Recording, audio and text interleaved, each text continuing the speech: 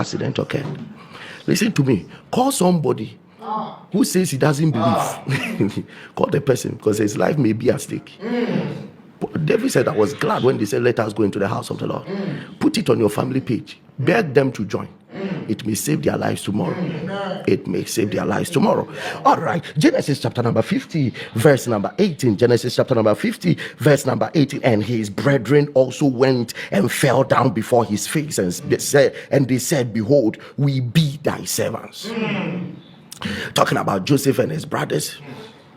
And Joseph said unto them, fear not, for am I in the place of God? That means that God is working all these things out. I'm not the one that orchestrated this. I'm not the one that made you sold me. I'm not the one that became the servant of Potiphar. I'm not the one that made myself a prime minister. There was a God that orchestrated everything. Even your wickedness, that God orchestrated it. There's a God that made sure everything happened. So am I in place of that God that you come to? Am I in place? And verse 20, but as for you, ye thought evil against me, but God meant it unto good. Listen, somebody by theology will say, would he say that God made them wicked? But he says, he didn't say God turned it. He said God meant it. That means that God was aware of your evil. And in fact, it looks like God orchestrated it. So the orchestrator meant it. That but as for you, ye thought evil against me, but God meant it unto good. Unto good. So even your thinking was a making of God, and he meant it unto good, to bring to pass as it is this day, to save much people alive. Now therefore fear ye not, I will nourish you and your little ones. And he comforted them and spake kindly unto them. If you don't know the story, let me just tell, because there are new believers among us. This is a young man that had a dream. Listen, you are coming to pray a prayer. That's why we are starting from here. This is a young man that had a dream and saw the sun and the moon and the stars bowing to him. Then out of his ignorance, he went ahead spreading the dream. And then his brothers got envious. And the first plan was to kill him, so that the dream does not manifest at all, because their father interpreted the dream as he being the sun, and then their mother being the moon, and then they being the stars, and all of them are going to bow to one. That is the little one called Joseph.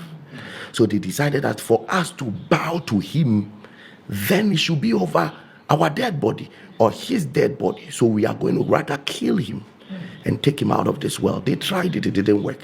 They sold him to another country, and then in the midst of God's works, landed him on the throne of the country called Egypt.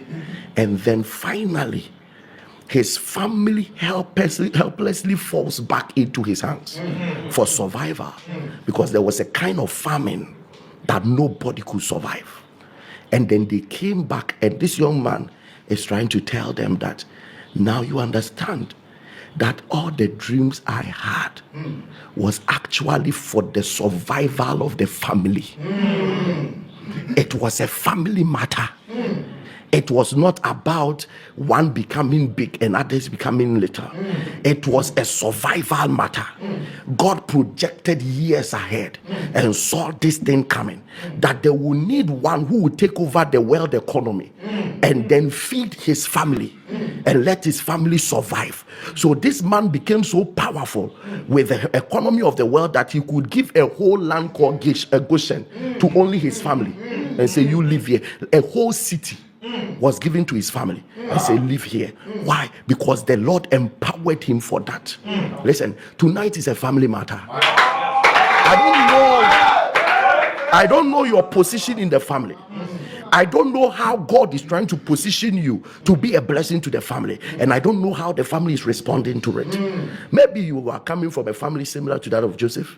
It looks like God is trying to tell the family that there is glory ahead, but they don't get it. When they saw the sun, the moon, and the stars worshiping one man, they didn't get it. When they saw the sheep bowing to one man, they didn't get it. But what God was trying to say is that this family, at the end of the day, everybody will be fine. At the end of but the family didn't get it, and they nearly ruined their future, because if they have killed Joseph, they would have died in famine. Listen to me, we are going to pray that whoever God must raise in the family to save the family, I pray you will be the one. I pray you will be the one. Listen to me, we are telling the Lord that the same hand of God that made sure in the midst of opposition, Joseph still stood up to save the family. We are praying that we also, everyone under the sound of my voice, some way, somehow, by prayer, may the Lord choose you to be the savior of the family. Is somebody here with me at all? And I believe you have your family list here. Yes, you share the link, share the link, share the link. Shout it loud and clear. My Father. My Father. Oh, you are not here. Shout it loud and clear. My Father. My Father. By me. Save my family. From sin. From demonic oppression, from poverty, from shame, from hardship, from struggles, from sicknesses. By me,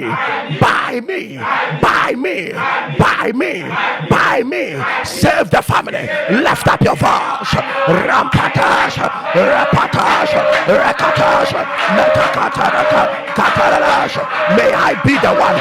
May I be the one. Somebody prophesy. May I be the one. Somebody prophesy. May I be the one. Somebody prophesy. May I be the one. Come on.